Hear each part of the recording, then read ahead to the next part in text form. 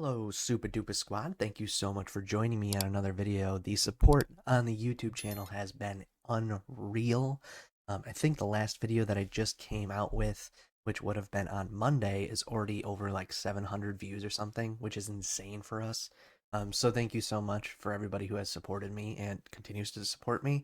Um, if you aren't already, I'd consider subscribing because I am not stopping. Every Monday, Wednesday, and Friday, I'm coming out with a new deck to show you guys either my own brews that I come up with new cards, or just old stuff that just performs really well, or things from high top tier players that I can show you tips and tricks on how to play them a little bit better. So please consider liking, commenting, subscribing, all that good stuff. Also, follow me over on Twitter and also come see me on Twitch. I stream about 3 to 4 times a day, or 3 to 4 times a week, sorry. Anyways, let's get into this one. So, this one is a deck that I came up with on stream yesterday when Cull Obsidian came out. So, he's not like the main point to this deck, but he just makes it better. I mean, he is a 4/10, let's be honest. The card is just. It's boring. There's nothing special about it, but it's just the stats don't lie. The stats are fantastic. So let's get into it. I'll kind of explain it a little bit here. So if I look over here, technically I'm looking to my right, but for you guys, I'm looking to my left. But I'm just looking at the deck so I can kind of keep engaging on what's in the deck and give you guys better explanations. So Psylocke here, for me, she performed best when I played her on turn 3, so that on turn 4 I could play a 5-cost card like Vision. Um, Mainly just Vision.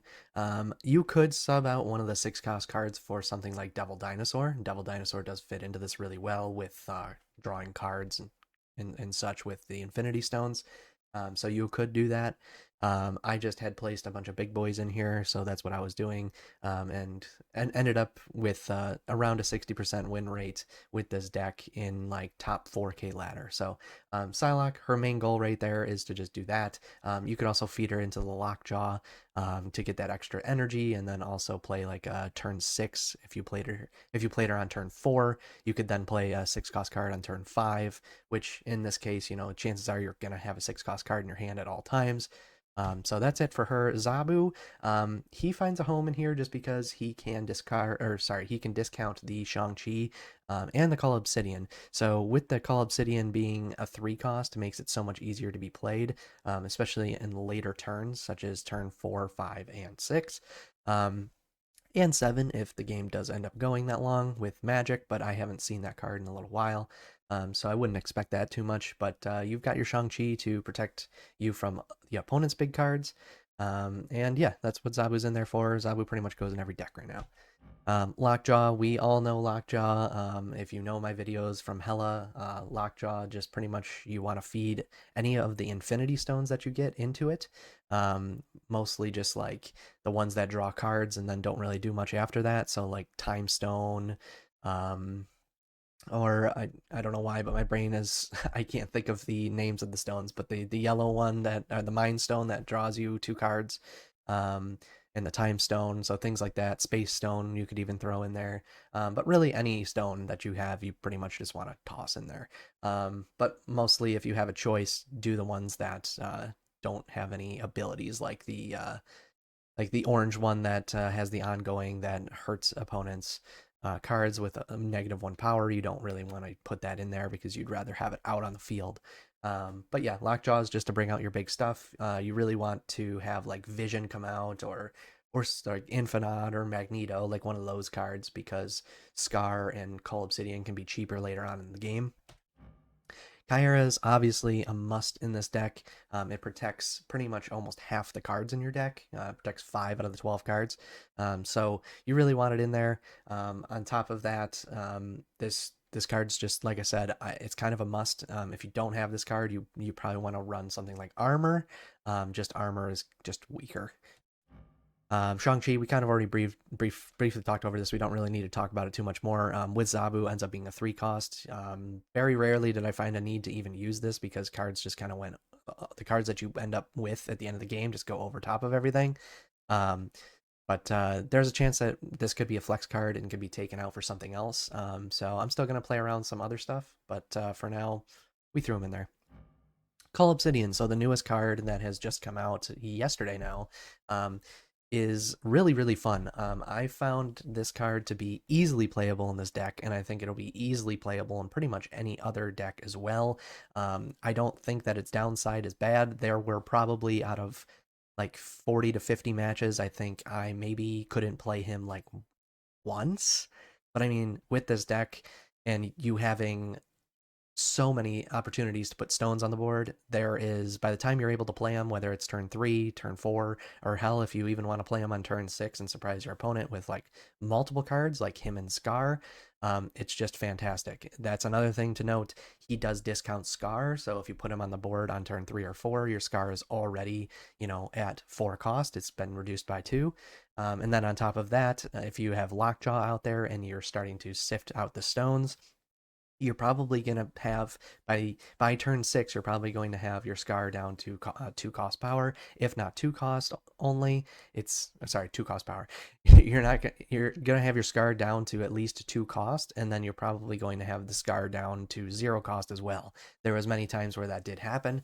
Hopefully in the games that I play for you guys, you will see that change happen. So he very, very strong. I found playing him and Scar on turn 6, even him, Scar, and some other things on turn 6 has been kind of insane. Playing Cull Obsidian, Scar, and something like Shang-Chi on a turn 6 is just really, really brutal.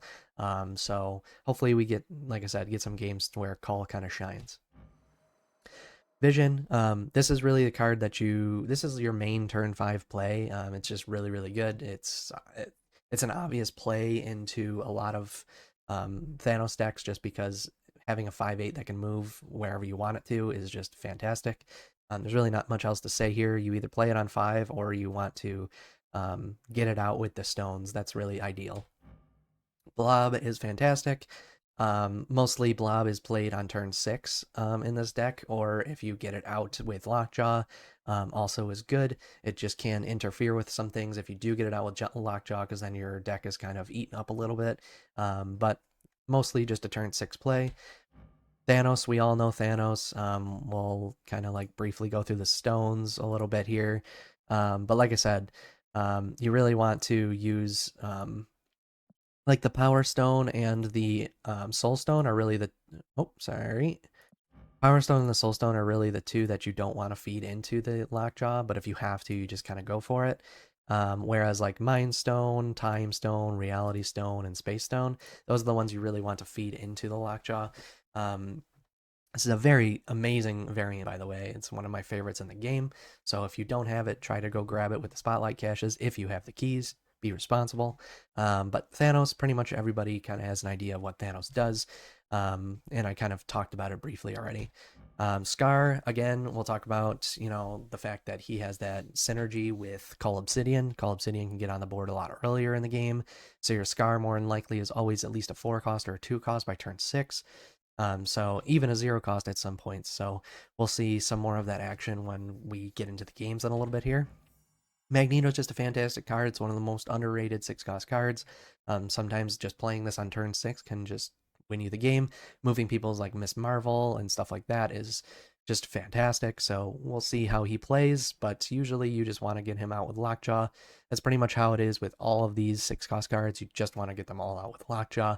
And on top of that, Infinite. Infinite, you're pretty much never going to just play this card. Infinite is just a get out with Lockjaw, and if you end up having it in your hand, you're probably just never going to really play it. Skipping your turn 5 with this deck is just really not viable. It's probably not going to really happen, and if you do, you're probably not going to win. So that's where Infinite stands in this. He could also probably come out of this deck, but I will try to do some more testing and stuff, but I'll get you guys into some games here. I don't want to waste any more of your time, so let's go ahead and get into those games, and I'll see you in a little bit. All right, here we are for game 1. So hopefully you guys enjoyed the tips and tricks a little bit there, and we will hopefully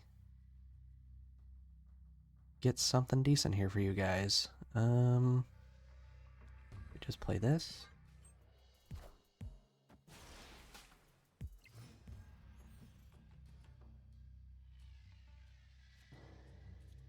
Play the Zabu.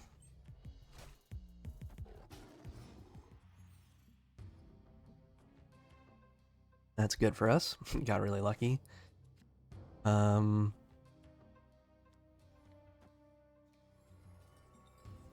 Don't think we play the time stone yet. We could just for the card draw, but maybe we do. I think we kind of need the card draw right now.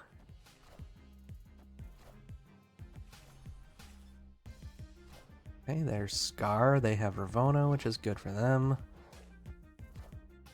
Okay, I guess that works.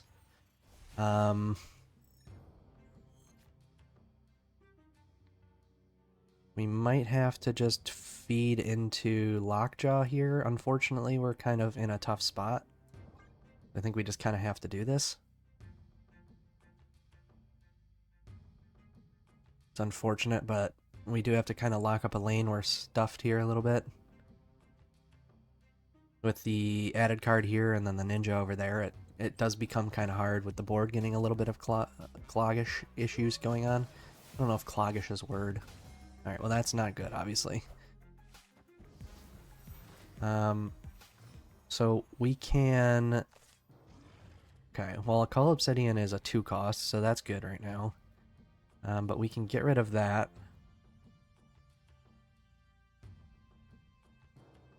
And put Cull over here. At least the ongoing stuff is not doubled on their side of things. But if they do have some sort of like hobgoblin situation here, we might just be in trouble.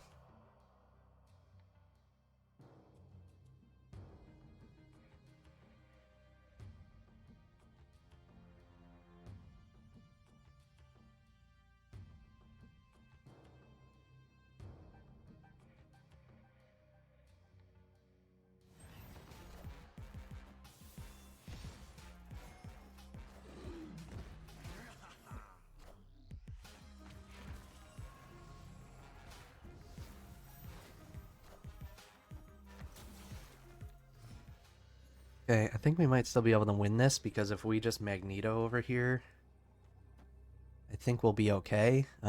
We might still lose if it's White Tiger or something along those lines, but I'm willing to die on that horse. So they might just leave because they think we have Eliath, which is a possibility, but we'll see how they play this out. We could also just lose here.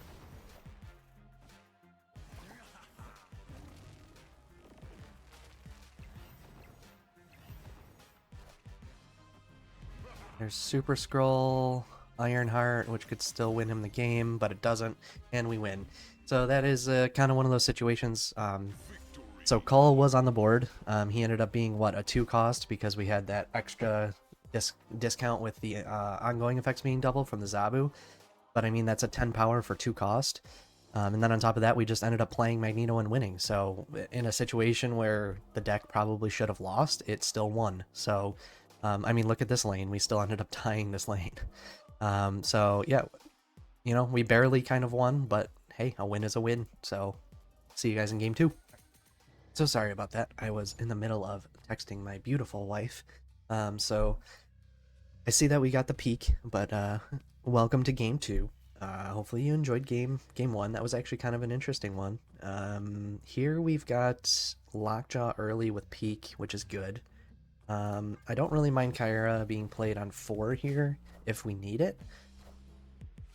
Vision might just be dead to us this game, which is fine. He's playing Destroy, which he's pretty late right now. And now they just got this, which is really bad. So, I'm thinking we just do this into this for now.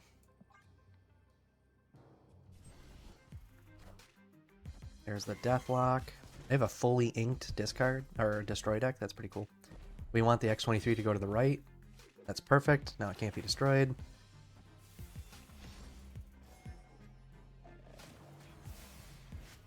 Okay, we got Zabu out. And now here I think we just end up... I think here we just end up playing the Kyra. Or we just do this and this, which is probably a better play now that I think about it. Hopefully it doesn't pull out a rock, but it more than likely will. Okay, Soulstone.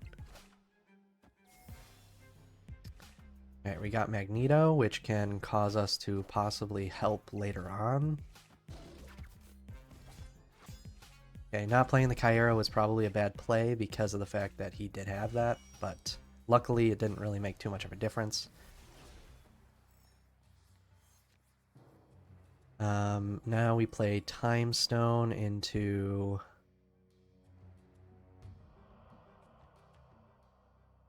Actually, now I think we move that over. Hang on. We move this over, we play Time Stone over here, and we play Kyra over there.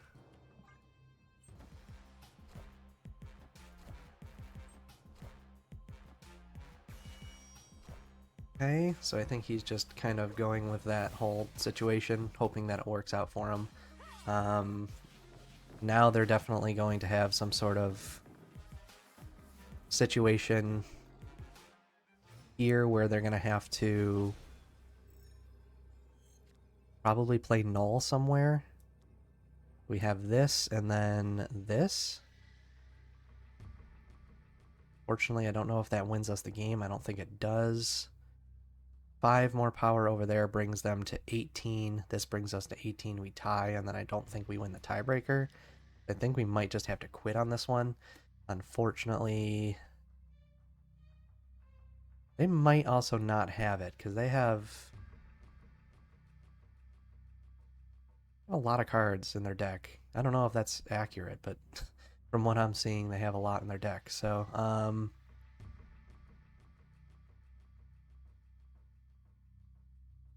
I think we go with this and we just hope that it wins the game. Okay, there's the Thanos. Hopefully we pull out something big. We don't, and I don't think that wins us the game. Actually, I think we tie. Alright, well, I guess that goes to show, just don't give up. We could have easily won there. We could have also lost. I mean, this could have been a rock or it could have been a 1-power card. But it was worth kind of giving it a shot and seeing how it worked for you guys. So I'll see you in game 3. We might do an extra game 4 just because that game was kind of weird. But hope you guys are enjoying your time watching. I'll see you in game 3. All right, here we are for game Trace. Let's see how it goes. We have 3 stones in hand, which is pretty darn good. And on top of that, we have the Mind Stone, so we're going to be pulling everything out. Was considering just going ahead and snapping there, but I think we're just gonna keep it how it is for now. If we get Lockjaw, this is probably a snap, but chances are we probably won't. Go here into Reality Stone. I think that works.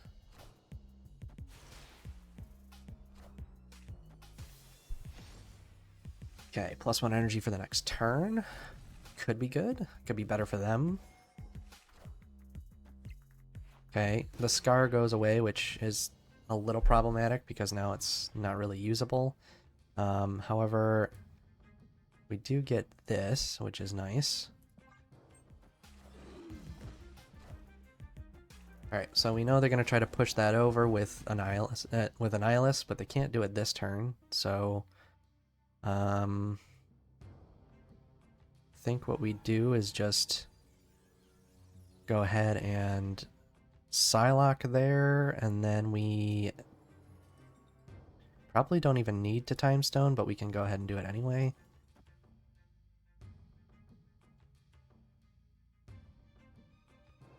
And then for the card draw, we can go ahead and just put that there. And if we need to move anything over, we can go ahead and do it.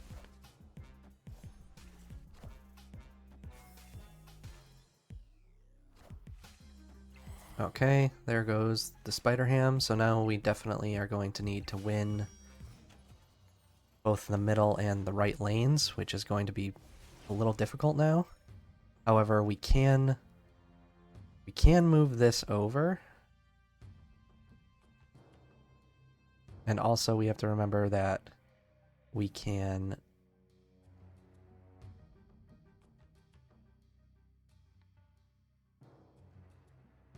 move one of those over.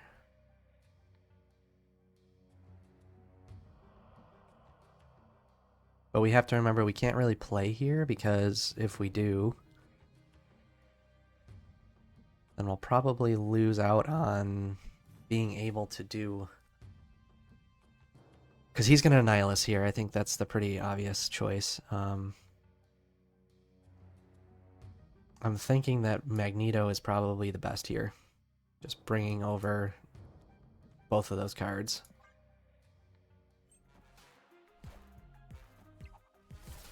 Okay, so they went ahead and stuffed the lane again, which now I think they definitely go ahead and Annihilus on this last turn. However, if they Annihilus on this last turn, they still don't win. So unless they have Shang-Chi, I think they're going to lose. I guess it all depends on if they can beat us in the middle here, but I don't know what card they would have that can... They also are losing this side now, so I don't know if they can beat us here. I think we might just have them. Yeah, so they retreat. We'll definitely get you guys into a game 4. So I appreciate you guys for being here. Thanks so much for watching these games. We actually really kind of... The Space Stone really saved us there, being able to do that. And then on top of that, this Stark Tower actually ended up pretty much winning us the game in the end, along with Magneto. So Magneto, Space Stone, and then Stark Tower really just kind of clutched up for us, because even if they Annihilus like here, they still didn't win this lane by getting rid of the Void. So I think it was fantastic. They kind of, you know, playing Sentry early on turn 3, or sorry, on turn... I guess, did they play Sentry early? They did, because we Reality Stoned into Tinkerer's Workshop. So because of that, then Sentry got played early on turn 3, and that kind of played bad for them, because we knew we just had to stuff this lane so that the Void didn't come over. So yeah, ended up working out well for us. I'll see you guys in game 4, and then after that one, I will let you guys go. So thanks so much for watching again. I'll see you guys in a little bit. Hello guys, here for match number 4. Hopefully you guys have enjoyed this lately, and you like, comment, and subscribe. Thank you for the love on the videos. I appreciate it very much. Just go ahead and play the Space Stone here. Get that extra card draw. We get Cull Obsidian, which isn't bad at all. That helps a lot, because now we can go ahead and play the Lockjaw. We just hope that this doesn't end up being something really bad for us. They're going to play something here, and they're going to take that over, which is fine. Okay, they don't take it over, actually, so that's good for us. We hope we get a stone here, which we do. Hope that the Reality Stone doesn't change us into something bad, but we have a good chance to pull something out we really want here. Also, could just pull out another stone. Okay, well, we get the Mind Stone, so now we know we can feed into this. And we know that the Reality Stone is back in our deck. So with that being said, we might actually be able to get rid of this at some point. So we definitely want a Time Stone here with this, and then don't know if we really want to play there. We probably don't. I think we just leave it at that. Yeah, that seems fine.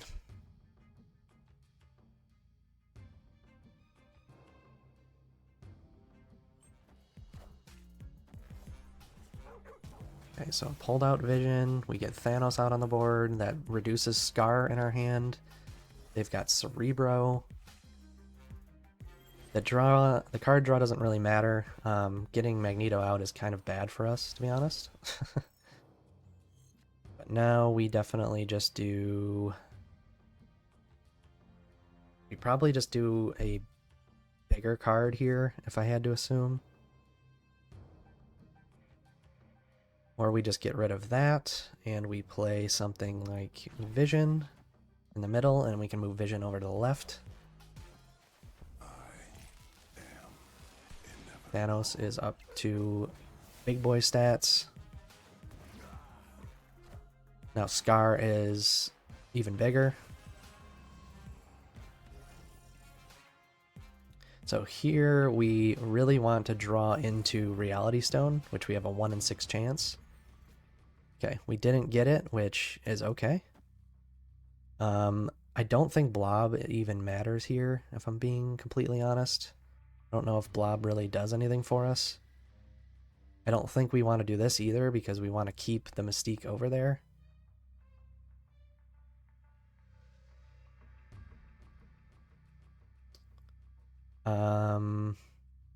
I actually think we Magneto everything over to this side.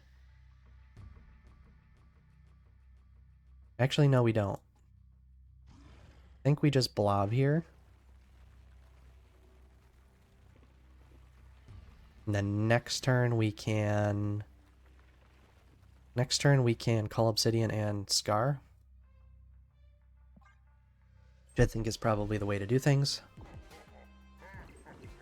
He's not going to be big, but he's at least that, so that's good for us. Okay, that shouldn't really matter too much. How much do we need? We need 20... Oh, okay. Actually, it does matter. I think we lose that now. Fortunately, we can't win over there. We might be able to still steal this. Actually, I think we can. Hang on. We Magneto now. Because that takes... Isn't this a 3 cost? Yeah, Magneto should move too. Okay, it just wasn't showing it.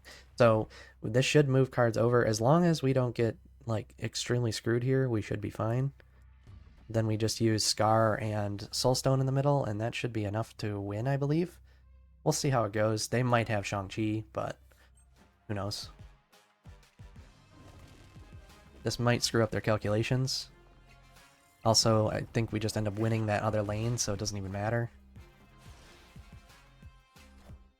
They have the Shang-Chi, which unfortunately is not going to matter for them. And they have Killmonger, which... we still win.